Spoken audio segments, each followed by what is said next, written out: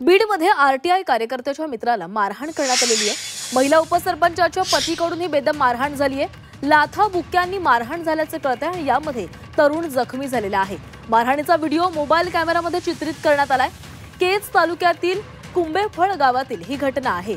विकास कामासंदर्भात माहिती घेण्यासाठी गेला असता मोबाईलमध्ये व्हिडिओ केल्याच्या रागातून हे कृत्य करण्यात आले। ग्रामपंचायतीच्या विकास कामासंदर्भात माहिती अधिकारात मागितलेली माहिती घेण्यासाठी ग्रामपंचायत कार्यालयामध्ये गेलेल्या तरुणाच्या मित्रानं मोबाईलवर शूटिंग केली आणि याचाच राग अनावर झाल्यानं उपसरपंचाच्या पतीनं मारहाण केल्याचा धक्कादायक प्रकार समोर आलाय। ही घटना केज तालुक्यातील कुंभेफळ येथील ग्रामपंचायत कार्यालयामध्ये घडली। मारहाण करणारा उपसरपंच असलेल्या महिलेचा पती आहे। विष्णू थोरात असे या व्यक्तीचं नाव असून ग्रामपंचायत कार्यालयातील महिला ग्रामसेवकाच्या समोरच ही मारहाण झालेली आहे। या प्रकरणी केज पोलिसात उपसरपंच महिलेच्या पतीसह अन्य एकावर गुन्हा दाखल करण्यात आलाय।